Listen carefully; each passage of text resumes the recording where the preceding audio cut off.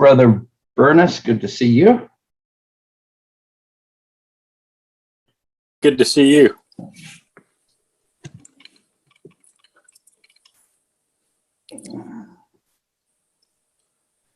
Very, very nice close-up of you there. Yeah, that's right. Keeping an eye on everybody. Absolutely.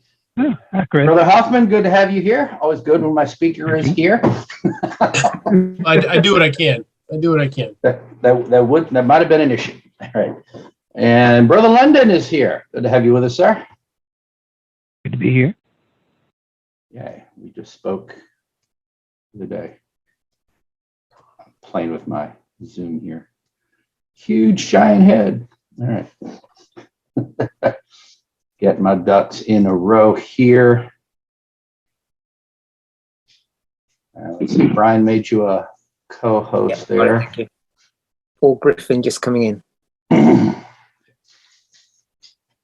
Morning, Brother Paul. And someone else, Jonathan. Yeah, you got him. All right. Yes. Another old hand.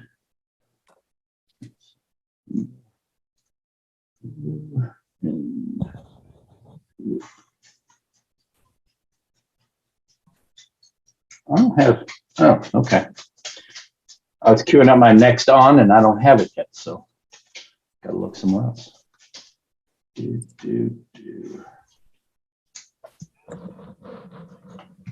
Morning, Brother Jonathan. How are you today? Still connecting to audio. It's still connected.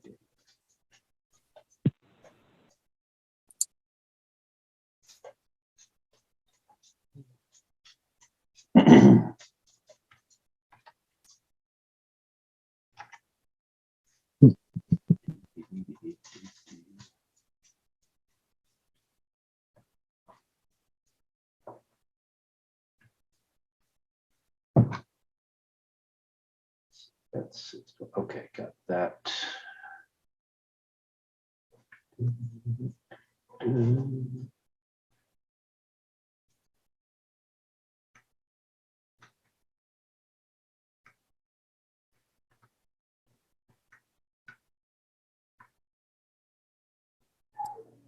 Good morning, everyone. Morning, Brother Anderson. How are you? Good morning. It's afternoon here in Scotland. Yes, afternoon. Sorry. Yes. Nice to see you all. How are we all doing? Everybody well? Very well, thank you. I'll be right. And good afternoon. I'm in the same part of the world as you, mate. That's right, Brian.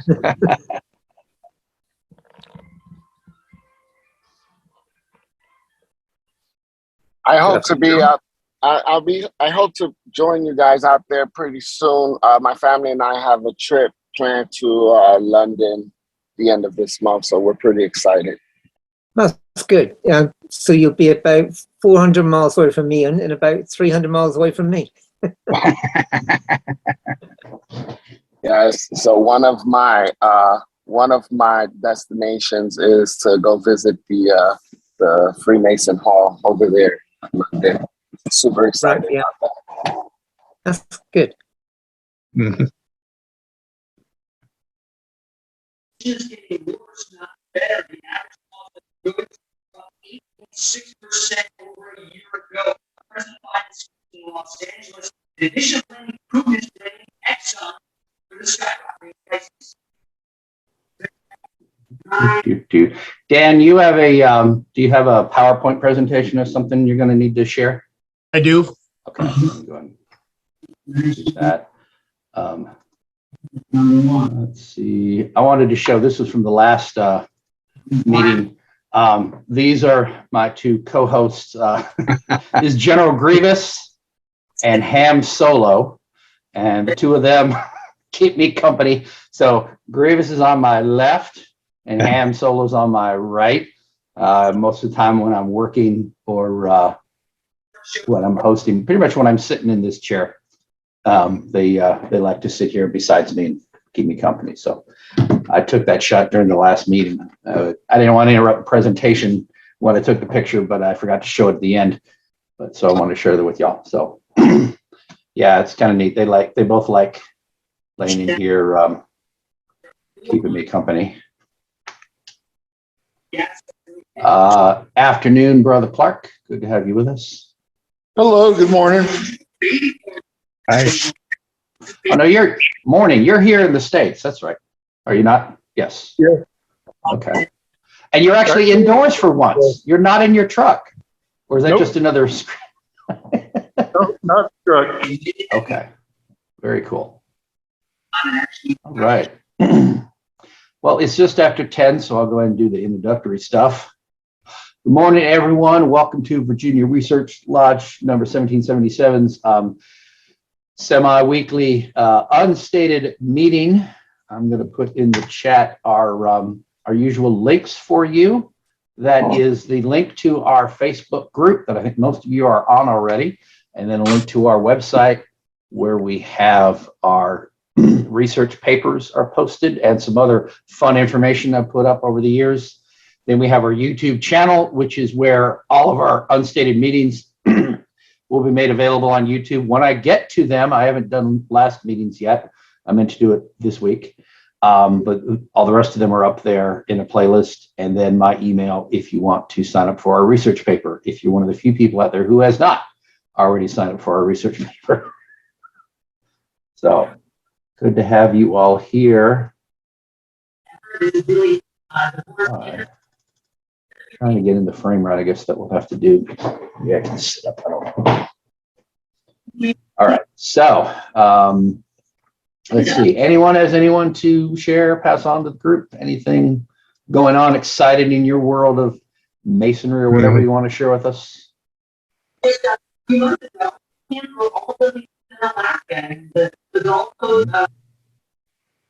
to mute Alan there. Anyone? No. Everyone's having a dull, boring life, and this is the highlight of your week. Okay, good. Glad to provide some entertainment for y'all. Someone's got to do it, all right? And this is better than television because it's free. So we do have Norfolk Scottish Rite is having our annual reunion because of COVID. We didn't have one in 2020. And we typically have two, one in the spring, one in the fall. Our next one is going to be starting here in June. So we only had one last year in June, and we're only having one this year in June. I don't believe we're planning one for the fall. I don't know. I personally think maybe once a year is better. We get a bigger class and all, and maybe get better attendance. But that's coming up. I'm in a couple of degrees there, so looking forward to doing that again. That's always fun. And if anyone asks you to be a degree master, say no and run screaming. It's a thankless job and you'll hate it. So as much as we need people to do it, I understand what people don't want. It's hard to get people to commit to a degree. It's hard to get people to even if they've committed to show up for a degree, to get them to show up for the practices. It's an ongoing battle. I don't know why that is. So I'm sure I'm not the only one dealing with that issue. So anyway, that's all we have going on. We had our meeting. Let's see. Keith, our meeting was end of May. So we've had, it was on the 21st. So we've had at least one unstated since then. We did have a meeting back in May. Brother Wes Latchford gave a good talk on the Tyler's sword. That was quite interesting. I think I talked about it in the last unstated. He did a really nice job with that. I'm hoping that Rooster or Brother Bronson will be here today. But we do have our marshal here. We do have our secretary, so we're doing pretty darn good. So, an idea.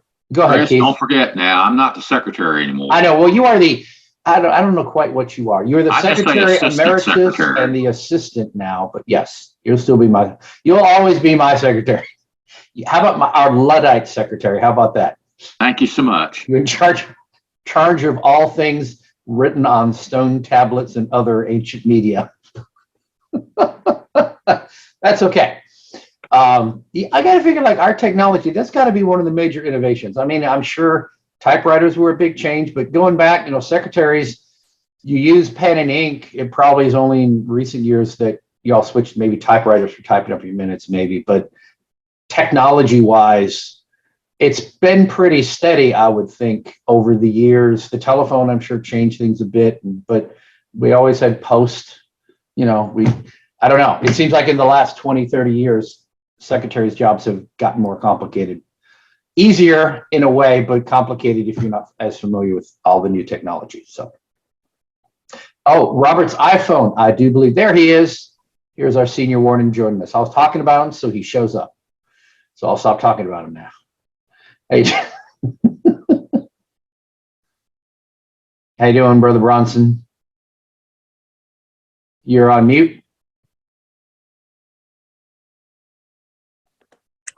Good morning. How are you? I'm doing well. How are you? All right. I was just saying that I was hoping that Rooster or you would show up, and there you are. So you all obviously heard me out there. I don't know. Hey, I think we should consider, while I have you on here, and we got John London and Keith here, of course, is I was going to ask if we should maybe if we want to move our August meeting to the 4th Saturday as a test run, we can get a dispensation to do that. And that maybe we try that and see what kind of response we get from our local brothers, and if it's worth pursuing a bylaws change, kind of give it a dry run. But we need to get the word out soon if we're going to do that. Yeah, that's going to be for August, right? Yes. Okay. Have you talked with Rooster about this? I have not. And what I'd like to suggest is we have like a Zoom meeting among just the officers that we kind of get together and kick around things, because obviously with Rooster's recent health issues, he hasn't been to a meeting yet. And I think all of us maybe should get together and kind of kick some of the things you and I talked about, and other things we want to kind of maybe discuss things more, because if we're only meeting 4 times a year, it's hard for the officers to kind of do any kind of long range planning, because pretty much we're there. We talk a little beforehand. We're seeing other people that we don't know, they haven't seen. We have the meeting, we have lunch, and then we go home. It's we as the officers, I think, maybe need to get together on our own and kind of talk about the lodge and where we're going and what our plans are. Yeah. With Zoom, we can do that easily. So yeah, maybe we'll do that next month or something. I don't know. August 14th is a Sunday. It's August. What did I say? You said the 4th Saturday, wouldn't you? 4th Saturday. August 20th is when it's stated.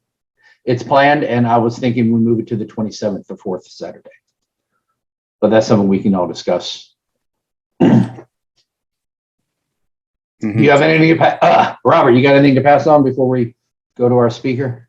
No. I definitely we need to sit down and talk about some things, because I've been thinking about it, and I do have some concerns about us moving it with, and I want to talk about that. Of course. I just wanted to get the ball rolling, because Keith and I have been kicking it around, and obviously whatever the lodge as a whole decides, but I just want to at least get the discussion started. So that's good. We should probably meet maybe in July. Yeah. All right. Oh, and I want to welcome Brother Aday, who just joined us. Oh, Bernie Duggan's coming in. Very good.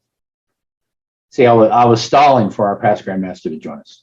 Okay. You know who's important to you. Yeah, that's right. You should ask the question, how do I possibly know these people are coming? So anyway. Yeah, next up is Bill Gates. He's going to give us all $1 billion. So any minute he'll be, any minute. All right. Oh, Bernie. Oh, no, Bernie's here. Okay. Morning, Brother Bernie. Good to see you, sir. Good morning. How are you today? I'm doing fine. A little late getting in. Oh, you're fine. We tend to waste about 10 minutes just talking about nothing. Just give everybody a chance to get in and get settled. Okay. I really don't want people coming in the middle of the speaker's talk. So I figure if I wait about 10 minutes and just kind of talk to everybody and do this nonsense, everybody gets in and settled, so the speaker has an uninterrupted audience. Okay, once again, I want to thank everyone for coming out to Virginia Research Lodge for our unstated meeting. I'm going to go ahead and turn it over to Brother Dan Huffman, who is not a past master. I promoted him briefly, so he'll give his bona fides, whatever, and let's enjoy his talk on conspiracy theories. Thanks so much, brother. Gents, it's an honor to be here with you this morning. My name is Dan Huffman. I'm a member of Cherrydale, Columbia, number 42, Arlington, chapter 35, Ward Fairfax, council number 90, A. Douglas Smith Jr. Lodge of Research, 1949, and the Alexandria Valley of the Scottish Rite. So I get around a bit. Today's talk is on conspiracy theories. It's more of a general talk, not strictly Masonic, but there are some takeaways for us as Masons that I think we would all benefit from. And I'm going to share my PowerPoint. Everybody sees that, I hope. Yes. All right. Now, I forgot that I don't have dual screens anymore. So, hang on one sec. Probably ought to have the paper up so I can read that too. Do one of these jobs. All right.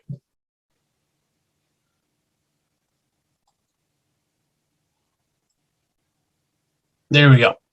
All right. So, quick overview of what we're going to talk about today is we're going to talk about what conspiracy theories are, what makes us want to believe them, what is bias and how we can counter it, how do we avoid bias in research, and then we'll conclude and then have some time for questions. My opening salvo, I always try to find some ancient dead guy who's smarter than we are. There's two things. There are in fact two things: science and opinion. The former begets knowledge, and the latter ignorance, and that's Hippocrates. So, conspiracy theories are not a product of the modern age, social media, or the 24-hour news cycle. Throughout spoken and written history, there's ample evidence of these theories, especially in times of great societal distress. If you think of any major historical era, and a conspiracy theory will show itself. Some famous ones: William Shakespeare didn't write his own plays. Queen Elizabeth I was actually a man. John Wilkes Booth was not killed in the federal raid. Nero set fire to Rome and played a fiddle while it happened. Lewis Carroll, who wrote Alice in Wonderland, was actually Jack the Ripper, and the list goes on. As Masons, we're not strangers to conspiracy theories, and we are often implicated and occasionally accused in perpetuating the very maladies contained within them. Freemasonry is a religion or a cult. We control the world via our overlords, the Illuminati. Masons fake the moon landing and work with NASA to teach that the world is flat, and on and on. This paper won't spend much time on specific theories, but we'll focus instead on what conspiracy theories are, the psychology behind them, their characteristics, and their relevance in Masonic research. A conspiracy theory explains an event or a set of circumstances as the result of a secret plot by usually powerful conspirators, or it's a theory asserting that a secret of great importance is being kept from the public, and that's just the dictionary definition.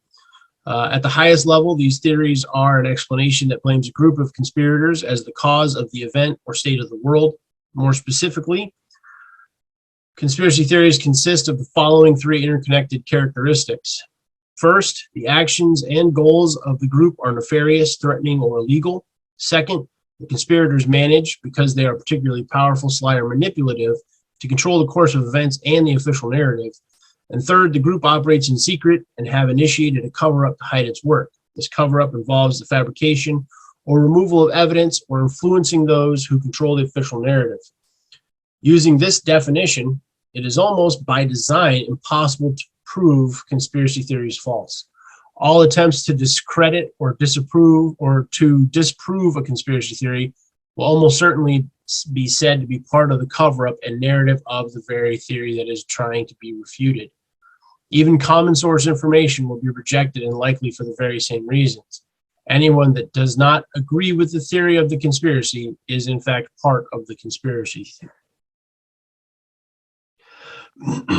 Conspiracy theories are generally grouped into three different categories: event conspiracies, systemic conspiracies, and super conspiracies. This categorization helps to explain the scope of the conspiracy at play. Event conspiracies are those where a group of plotters are held responsible for a single event, like the assassination of JFK. In systemic conspiracies, the plotters are believed to have broader goals of securing control over a country, a region, or even the entire world. Typical examples include conspiracy theories vilifying Jews, Muslims, Masons, and the Illuminati. Theories of super conspiracies posit a hierarchy of conspiracies where the lower level conspirators are controlled and manipulated to act against innocent people by powerful distant forces. There is another type that seems to be far more prevalent today, and that is the subversion mythology. This type of theory insinuates that the major institutions of society, namely the government, media, and big corporations, are thought to be under the control of an outside force. This leads into another type of conspiracy theory called, I always forget to do that. This was actually supposed to be cut out. These myths are particularly popular along political lines and with extremist groups with radical ideologies. The key to this is that the outside force has somehow already taken control of our society or government, and by empowering its allies from within, will certainly bring upon the destruction of the social order. Multiple factors contribute to the psychology and susceptibility of those that believe in conspiracy theories. Economy, sociology, and history all play major roles, but predominantly it is psychology that leads people to go all in on these theories. The first factor is called fundamental attribution error, which is our tendency to prefer dispositional explanations to situational ones. When we observe an event happening, we're much more likely to attribute it to some intentional internal motive than to circumstance or happenstance. Conspiracy theories are all dispositional by definition and are usually done that way on purpose. That makes them very satisfying for our primitive brain, which aids in our fight or flight instincts. Fear is an incredible motivator, whether physical or otherwise. Fear of change and fear of being excluded by that change. In times of significant demographic, economic, and political change, those that feel that they have been detrimentally impacted are more likely to embrace a mass conspiracy to rationalize their displacement from a perceived position of power and influence. The most recent political campaigns are a testament to that, stretching from 2004 to the present day. The Coven Pandemic has also contributed to a massive increase in conspiracy theories due to a number of factors. For instance, that the very virus was created to destroy one president, that it was a biological weapon manufactured by an enemy, just to name a couple. The world is an ever-changing place, and it is hard for everyone to keep up with the pace of change. People begin to feel excluded from the system and cannot face the fact that perhaps their role in the system is changing. If a person cannot process that they are not as relevant a part of the system as they once felt, it's easy to blame the system, and it is a short jump to believing that there is a conspiracy to make you fail. People can feel alienated from the system and are thus able to believe anything about the system being stacked against them. This stems from a sense of entitlement, that we as people are entitled to be included in the system. This entitlement can come from a belief in the superiority of a specific political, religious, or social ideology, which leads to disenfranchisement when the particular group is no longer in power. Masonically, our very nature creates exclusion. If you are not a member of our fraternity, you cannot know the secrets we strive to keep. Even within our fraternity, there are secrets upon secrets. Entered apprentices cannot know the secrets of the following degree. Royal Archmasons don't know the secrets of Commandery, and York Rite Masons do not know the secrets of the Scottish Rite. Outsiders view us as an all-powerful and influencing society. Freemasons pull the strings of all levels of government. We kill those that divulge our secrets, like the William Morgan affair, and the list goes on. By our very existence and policies, we are all but demanding our place at the center of conspiracy theories. Bias is a major factor in whether a person will be susceptible to conspiracy theory. Normally, bias is a minor part of our psychology that helps us make simple, everyday decisions without much thought, nearly instinctual. Throughout our evolution as a species, we have built mechanisms to solve specific problems which help in the overall success of our species. We created shortcuts to aid in our survival. Hearing a noise in the woods will automatically trigger a danger assumption. Seeing a herd of animals will trigger the need to hunt and gather. Placing a village near a clean water source leads one to assume that it's a great place to settle. Not to mention our preference in cars, restaurants, sports teams, and fashion are all based on a type of bias, and it is for the most part harmless. Where conspiracy theories thrive is when people are not aware of their own bias and do not challenge those bias when being presented with new information. There are,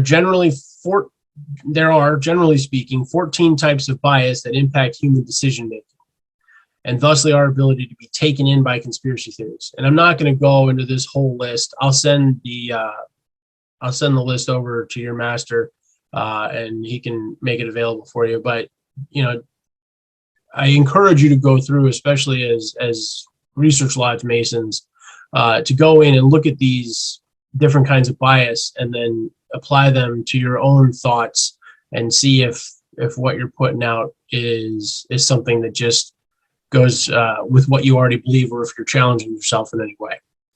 For our members, we need to be hyper vigilant of our own bias when conducting research. Understanding your individual biases is of the utmost importance before proceeding on a topic for research. Bias exists in all of us and can impact all parts of our research. Referencing the aforementioned list of biases, it is almost inevitable that our individual bias impacts the product that we create. A paper by the Queen's University of Belfast states, understanding research bias is important for several reasons. First, it exists in all research, across research designs, and is difficult to eliminate. Second, bias can occur at each stage of the research process. And third, bias impacts on the validity and reliability of study findings, and misinterpretation of the data can have important consequences for practice.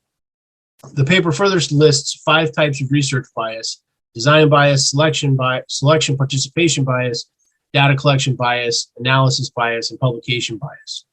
Specifically applicable to Masonic research, there are 4 types that impact us directly. Design bias impacts the goal of the product you are creating. What is the purpose of the paper you're writing? Who is your intended audience? What's the ultimate point or lesson you're trying to impart? If the paper you're writing does not have a clear goal or purpose, the likelihood that your paper will make the intended impact lessens with each word written. Your data collection bias occurs when the writer's own biases are not properly acknowledged and accounted for.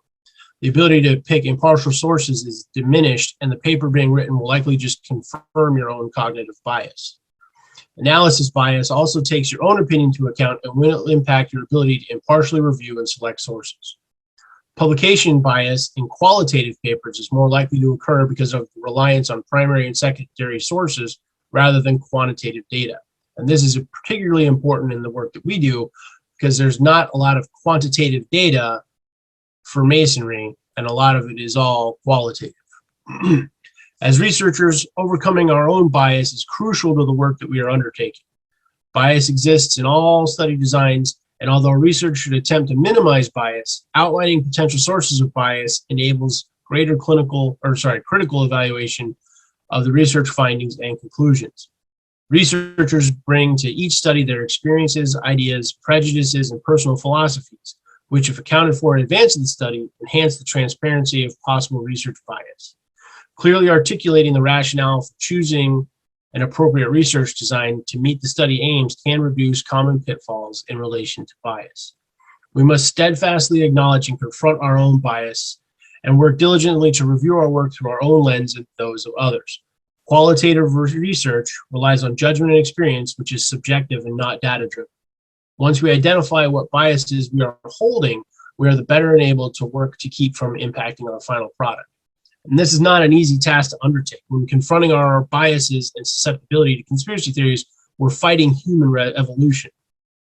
When we make an observation, we are far more likely to assume intent rather than chance.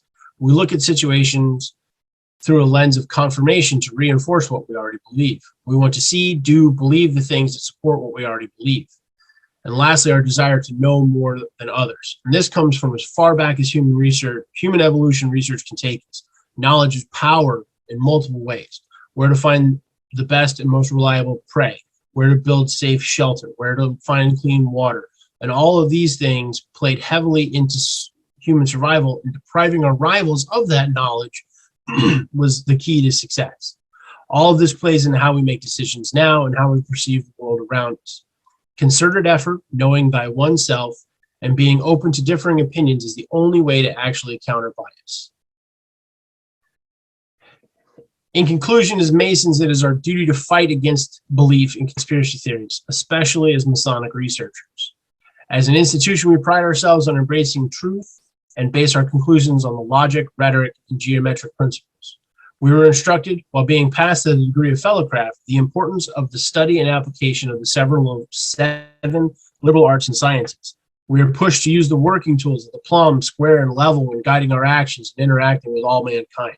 As researchers, we are granted a special license to provide context and instruction to those outside of our lodge and calling. We should be constantly challenging our biases and making sure that we acknowledge the ones we cannot overcome. Providing a quality product which pushes Freemasonry forward is our goal, and only by constantly pushing ourselves to be better will we do that. And that is it. Questions, comments, concerns, as we used to say in the Army, bitches, moans, gripes, complaints.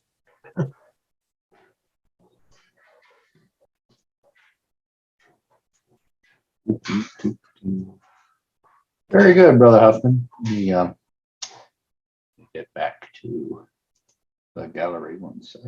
Oh, just for reference, Andy Valenga is the master of my research lodge, A.W. Smith Junior Lodge Research Room in 1949, and it's always a pleasure to take a chance to embarrass him in front of others. So thanks for showing up, Worshipful.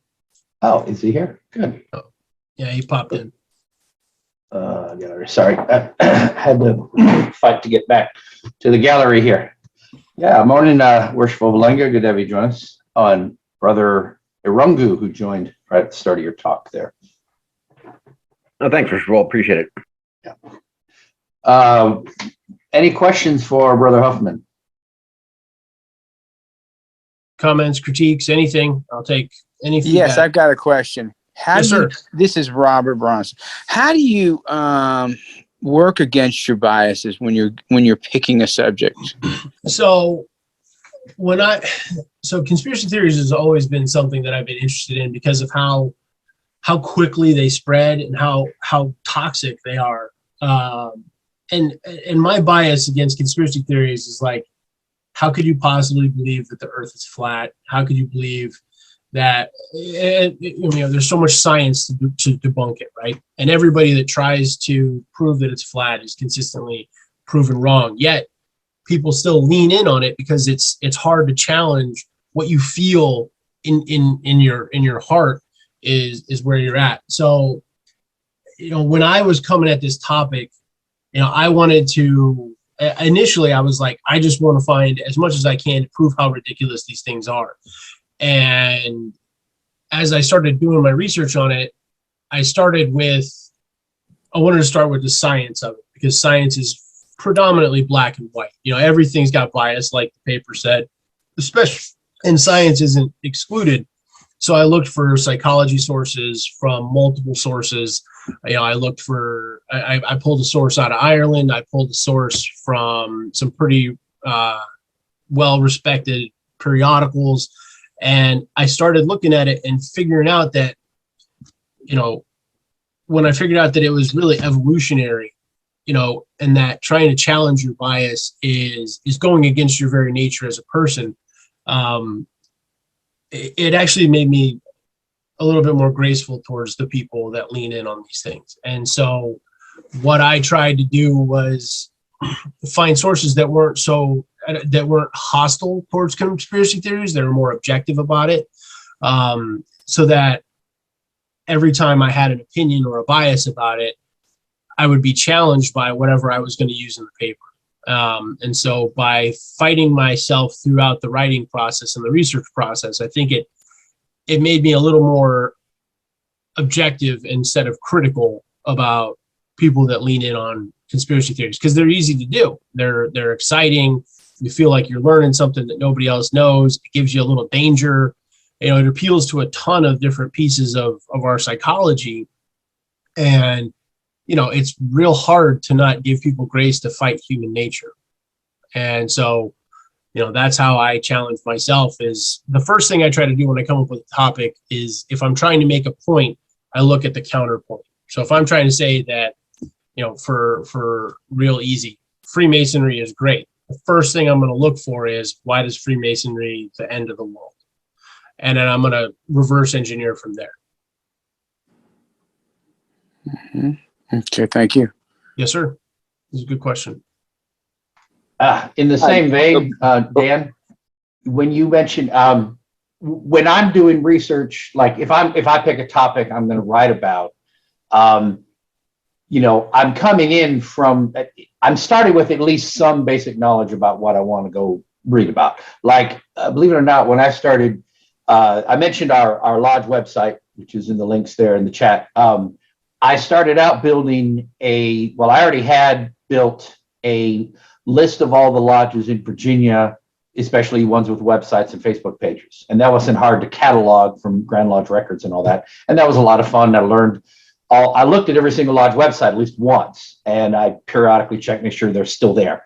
But then I said, well, I want to have all the Grand Lodges in North America. So I set out to get all of the American Grand Lodges. And at the time was just what you consider mainstream or state Grand Lodges. I did start cataloging Prince Hall. I've got, I think, all of them in there now.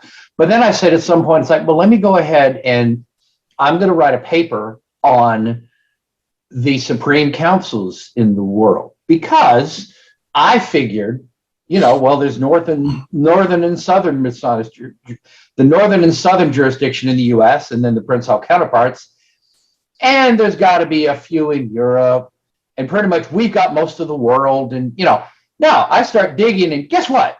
There's almost 200 supreme councils throughout the world.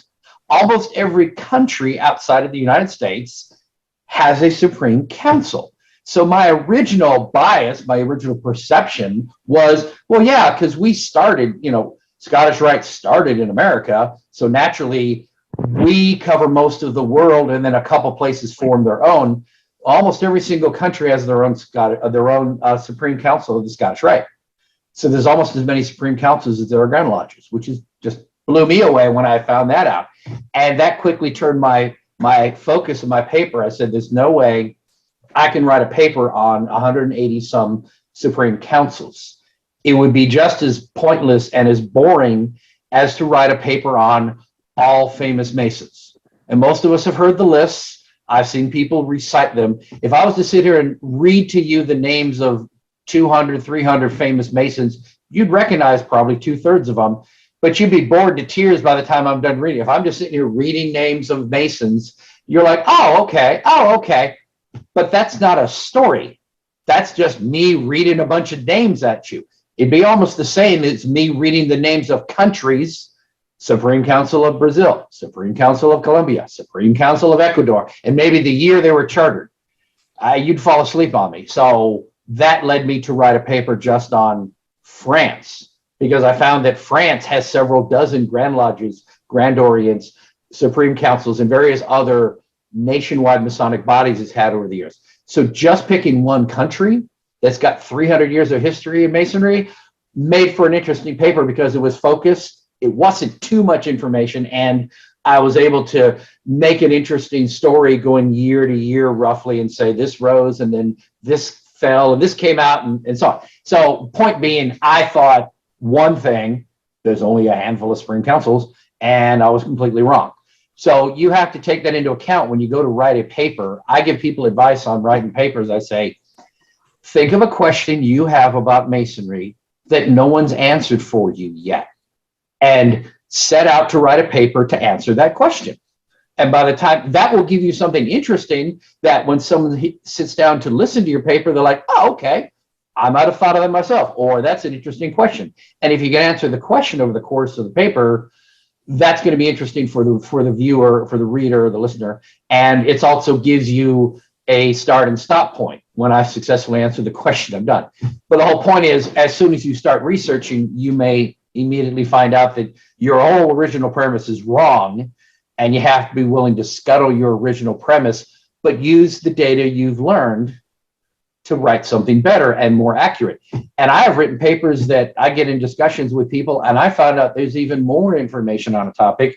I read a couple of sources on the rectified Scottish Rite, or the observant the observant rite of Masonry, and turns out there's a whole bunch of other stuff about that body I never knew of, or I'm totally missed the Memphis Mizraim rite, which is very prominent in Europe, and I didn't see anything about it. So it just gives you an opportunity to either to amend your earlier paper or to write a whole brand new one on this whole other field that you found when you're doing your research. So yeah, I mean, don't assume that you know the answer when you start researching. Start with your question and look for answers.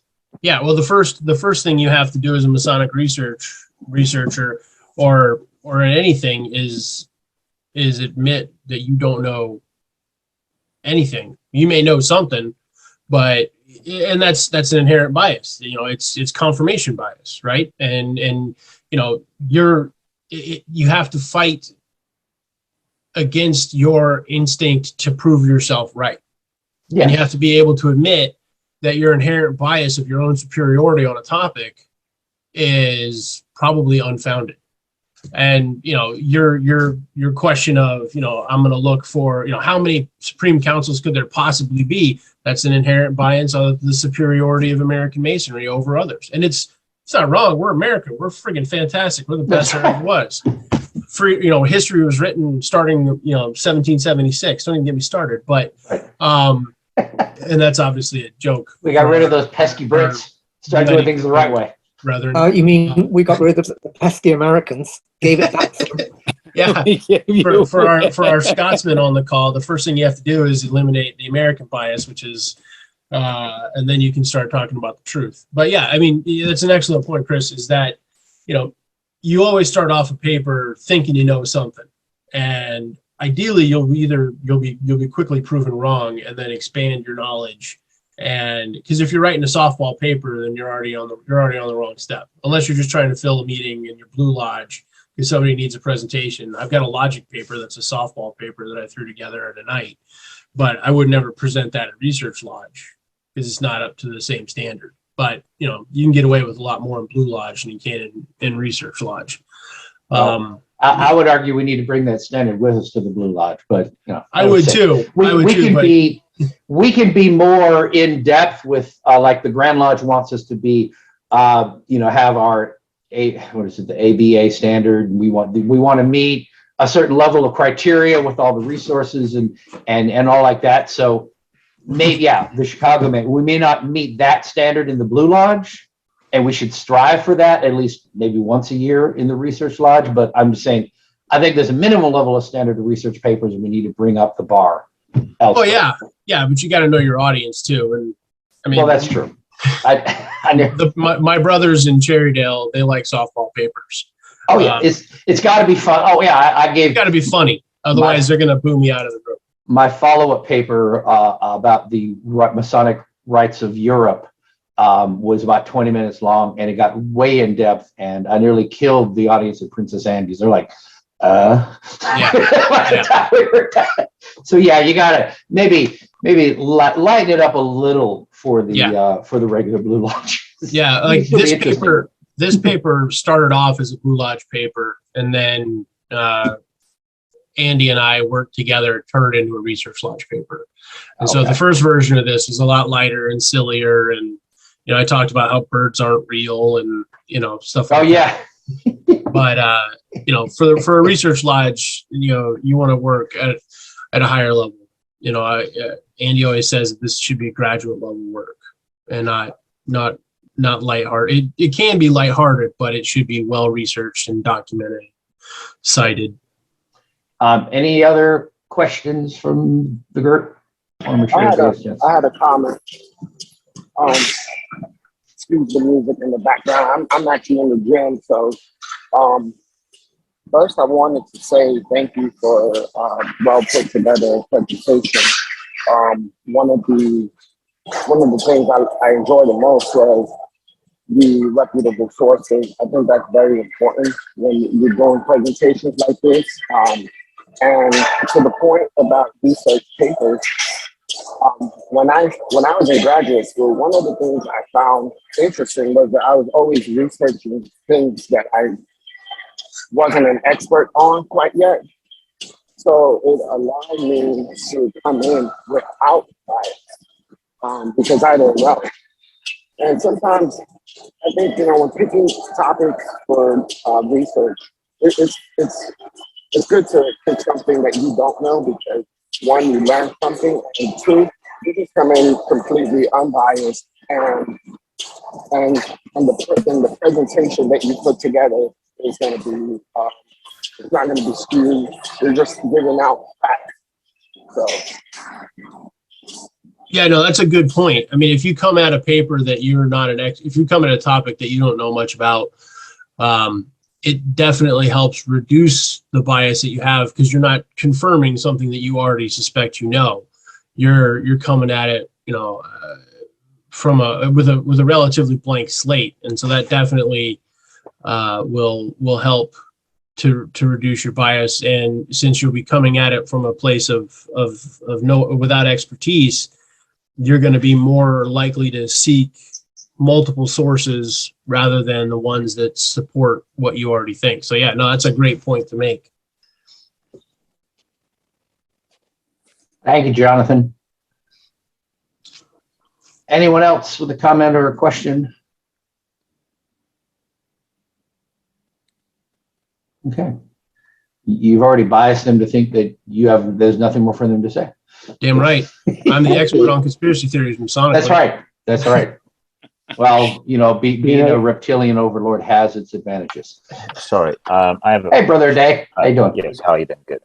How much of these conspiracy theories are basically just for monetary gain, and not that they just interested in just disseminating false information, but they feel that there's a market out there to lure unsuspecting and profane people who might just believe into it, and in the process probably earn some money through it? That's an interesting question, and that's one that I would have to make some assumptions about based on my biases towards people that promote and proliferate conspiracy theories. I think it's a safe assumption to make that certain conspiracies certainly have monetary, there's certainly the potential for monetary gain. And I would say that those are almost, you'd have to look at like political, for sure. My side is out to fight the evils of the other side. Donate to us so we can get into power, and we can safely shepherd you through these crises.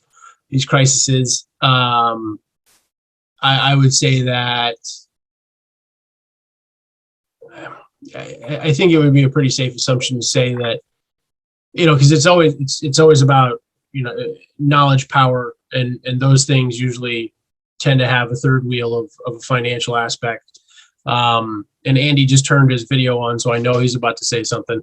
But I would say that it wouldn't be a difficult jump to make from what's the goal of the conspiracy, and do they stand to gain either power or money from it, or it definitely influence. And so, I guess it would depend on what kind of currency. Is it hard currency? Is it influential currency? It's not necessarily going to always be dollars, but there can certainly be a financial aspect to it. Thank you. But I don't have any specific data or a source on that. But I'm sure there's a financial aspect. Yeah, Dan, if I could throw in real quick on 100%. that. So a very, very specific example. So we kind of we were joking around about the Flat Earth Society and the community that of people who believe the Earth is flat and that astronauts and everybody's been lying to us. There was a stuntman named Mad Mike Hughes who was building basically rockets with the intent of proving the Earth was in fact flat. And these are steam-powered rockets, and he'd put himself in them and shoot himself up in the air and parachute back down. He did not actually believe the Earth was flat, but was taking advantage of that conspiracy theory to make monetary gain.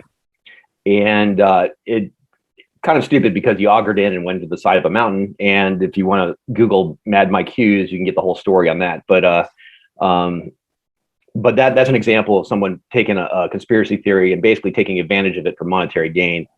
Additionally, a lot of conspiracy theories are used for power struggles, to gain a power edge, or create kind of a mass mentality that we're you're good against evil or something along those lines. And those can be not necessarily for monetary gain, but could be used to try to influence power, ideology, or legitimacy for that reason. But to build off of Christopher's point earlier, and how do we avoid bias in research and these type of things in research, is one of the big rules is like never fall in love with your thesis. It's you may be going in thinking, hey, this is going to change everything. This is a great idea. I know this is right. And through the course of your research, you're looking at all this your confirmation bias research that agrees with you, but you have to look at the stuff that's counter to that, and how legitimate is that research. And then you maybe find out that your thesis is wrong. But from a research perspective, proving that your thesis is wrong is just as important as proving that it's right. And you can still progress Masonic research by saying, hey, listen, I came up with this idea. It turns out it was wrong, and this is more likely the way it went. So that's a good way of summarizing what I said clumsily. Thank you. No, but I think you nailed it on the head. And I just wanted to. Yeah, I like that. Don't fall in love with your own thesis. I did want to say something on what Brother Dave mentioned about it's not always just money. Most people who are advocating a conspiracy theory are promoting something else of their own, I would think. And although I guess you can argue it's a conspiracy theory, but the extensive anti-Masonic bias out there by fundamentalist Christian groups with all of the tracts, the chick pamphlets and all these other things that have been out there for years, I submit that the reason that some churches lobby so heavily against men joining Masonry and to quit Masonry is they're competing for the same raw materials, which is us, men. A man who is typically married, stable, has a good job, is intelligent, is self-sufficient, is at least intellectually able to think. These are all things that those are the kind of men who are drawn to Masonry. Well, those are exactly the kind of men that a church needs as lay leaders, as Sunday school teachers, to head up committees, to be strong pillars of the church. The church is competing for the same thing, because honestly, if you look at most churches in America today, it's the mothers who are bringing the children to church. The dads typically don't attend, as a general rule. So the churches are lacking in strong male leadership to take roles within the church, and we're competing for we're recruiting from the same pool. And I think for a lot of it is, we want them to be active in the church. If you're active in Masonry, you're not going to have time to be a Sunday school teacher. You're not going to have time to come to Wednesday night Bible study because you've got lodge. You don't have time to do this and that. And our time is limited. So I think they sincerely, they want to win away the people who are going to Masonry because they want them to be active in the church. I think that's a big part of it. I don't think it's about saving, to be honest, I don't think it's about saving anyone's souls. I don't think they honestly believe half the nonsense they're saying. I think they're just trying to recruit from the same pool we're in, and that's why we're their main competition. I think there's a great deal of truth to that. Well, that was certainly a bias-filled statement, Chris. Yes, based on personal experience, but yes. So before, just as a quick aside, so this is a book called The Fallacy Detective. It'll help you challenge your own bias and fight your own logical fallacies. As Masons, I think, especially, every research lodge should have a copy of this in their library. But it's super easily accessible. It reads like an idiot's guide book. But where's the source that you can find that book? Oh, I got it off Amazon. Okay. Amazon has it, yeah. If Amazon doesn't have it, we're not allowed to read it. That's right. No, that's fine. But Andy actually recommended it to me when I was writing my logic paper for another presentation at a different lodge. But it's just like you read that book and you hate yourself a little bit afterwards because you're like, oh my God, I do all these things. Again, you're fighting human nature. As advanced primates, you know, our lizard brains turned us into successful upright walkers. But along the way, we built some bad habits, and, you know, you're always challenging the hypothalamus and your medulla oblongata whenever you're trying to think outside the box, because the box is the comfortable place to be. And it's super easy to fall into these, you know, these logical fallacy pits. And anytime you see, you know, anybody that's on Facebook that can watch a discussion happening, you're just smashing your face into your desk because you're like, everyone is just hitting each other in the head with a straw man fallacy or a slippery slope fallacy.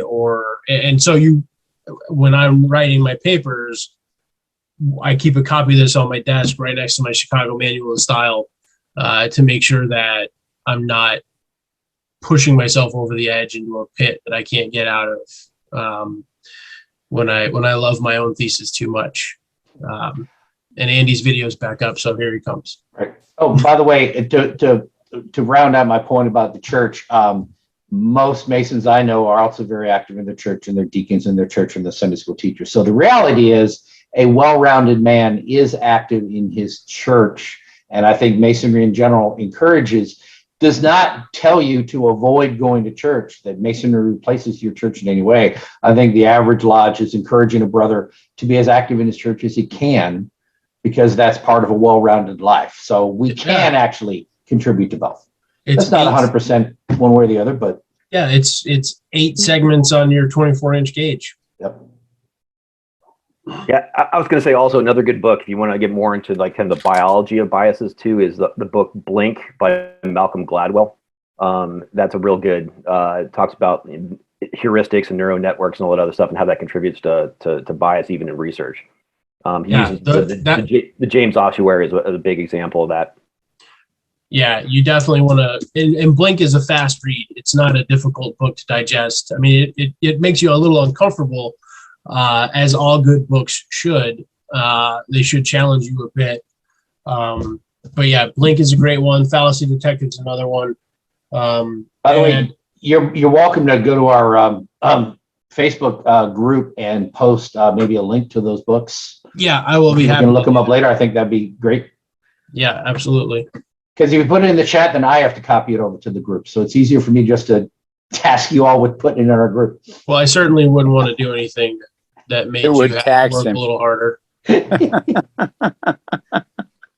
know, one of the things that Brother Andy said that struck me is that I recall I was writing a paper and I was trying to prove a point, and the point that I was just wrong, and my thesis was wrong, and I was trying to make it work no matter what. I was trying to find ways, and even so much that I would omit certain parts of the research paper, certain things in the research paper that would actually contradict me. And finally, it was a realization that I made that I said, you know what, I'm wrong. And there's just no way of me being right. And there's no way of me writing this paper and presenting it knowing that it was wrong, it's ethically wrong. And 2, I'm going to lose any credibility and get debunked by someone who may say, hey, you know what, this is wrong. So I think that statement of not falling in love with your thesis is everything, because it just proved to me, that was such a great moment for me, because I said, you know what, this is not right. I'm just going to pick another topic because I needed to write. I needed to write this paper, and what I was trying to prove was just not right. So I'm going to be getting that book because it really reminded me of that moment. And how gut wrenching is that? when you're writing a paper and you're like, oh shit, I'm wrong. Yeah, I mean, I was like a few weeks into, well, not a few weeks, maybe 1 or 2 weeks into this paper, and I just did not want to hit the reset button on it. But I just, sometimes you have to take the loss, and I walked away knowing that one, whatever I believed before was wrong, and two, I was able to just research something else and learn, and it was something that I was able to present in good ethical conscience.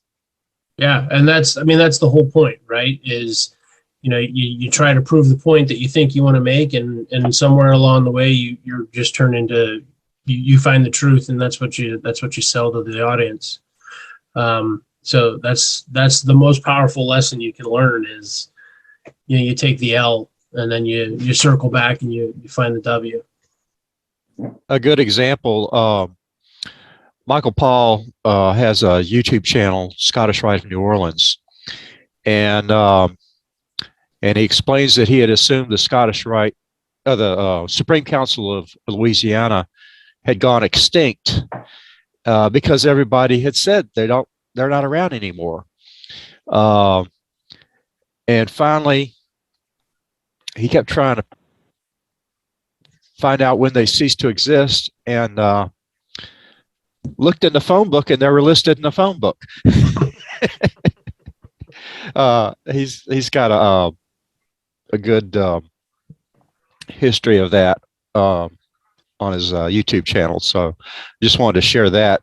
Sometimes something has to hit you in the face for you to change your opinion. The best way to learn is taking one on the chin. And he's done quite a bit of videos on he's got, I think, about 3 or 4 videos dealing with their history. Yep. I've been trying since last year about this time to get a few brothers who are members of that Supreme Council to come on here and do like a panel discussion, talk about their history and how how they're operating today. And it hasn't come together yet. It's the only it's the only topic that I haven't successfully brought here yet that I've been trying to work on. I've got speakers lined up, but it's like everything that I've thought of that I wanted that came from like, if I found speakers and the speakers already have their topics, but there are several panel discussions where the idea came from me and I'm like, okay, I'm going to make this happen. And I've done this and done this and done this. That's the only one that's eluded me so far. So I hope to get that out in 2022 is get them in here because I love our panel discussions. I think they're a lot of fun, and meeting with brothers from other countries and other jurisdictions. It's a lot of fun. So I need to come back to them and say, okay, are we going to get this together or what? Brian, did you have something to add? You came off mute a bit ago, but or were you just huh? No, okay. No, not a thing. Thank you. All right. Well, I wanted to announce that our next unstated meeting will be on June 25th, and Brother Parvez Tirani, who gave a talk earlier this year, actually, will be coming back to talk about the Manitoba Legislative Building, a sacred temple at the heart of North America. In his last talk, where he was talking about the Chartres Cathedral and all the Masonic influence on that church, he had pictures of other buildings, and this was one of them that has some clearly Masonic influences that the architect worked into the building. So he's written a paper on that. So we'll be talking about that on June the 25th. So any brother has anything else to offer before we wrap it up for the day? I want to thank Brother Huffman for doing a very interesting talk and having a good discussion here. Really appreciate you coming out. By the way, it is really good. This was a brother who is a member of A. Douglas Smith Jr. Lodge of Research, and we also had the master of that lodge here. And it's good to have both of y'all here and doing some joint work with our other research bodies. I am happy to welcome any member of any of our research lodges in Virginia or any other research lodge out there who wants to come on here and speak to our audience. We'd love to have you. So this is great. I want to do more joint things with our other research ones. We had our meeting back in March that I've talked about a couple of times about where we had the panel from all of the research lodges. But you're all certainly more than welcome to come here and present something.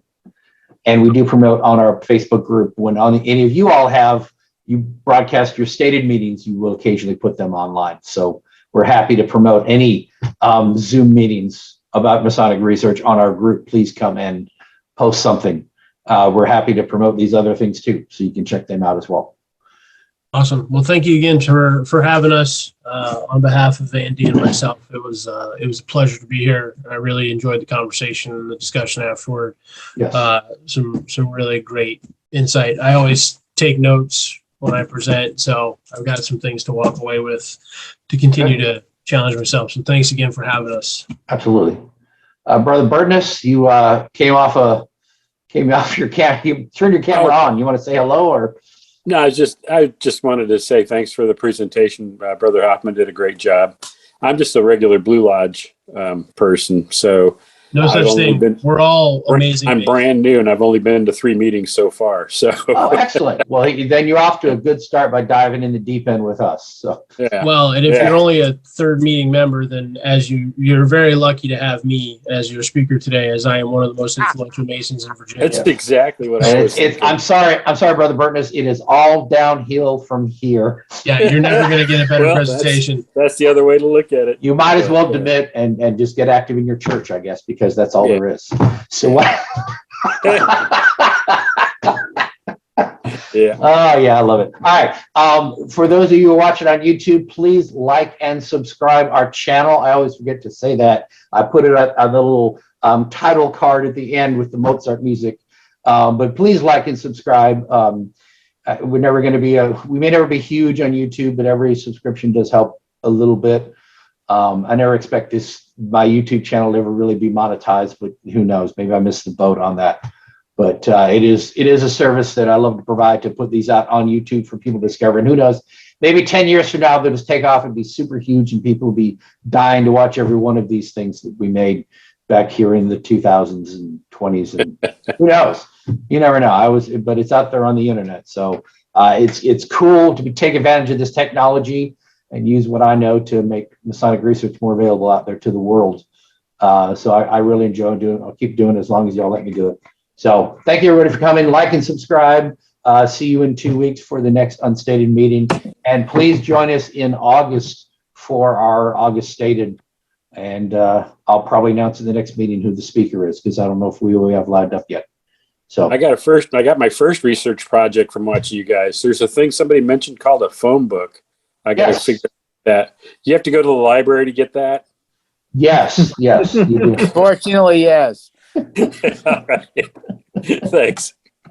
That's great right. seeing you guys. Yeah, the other day, my niece asked me, I asked my niece for a phone book, and she thought I was stupid and just handed me her iPhone. So I took the iPhone and swatted the fly, but she wasn't really happy with me after that. So there you go. That's my dad joke for the day. You guys, let's leave on a low note. So thank you all for coming out. You all have a great day. Thanks. Bye. Thank you.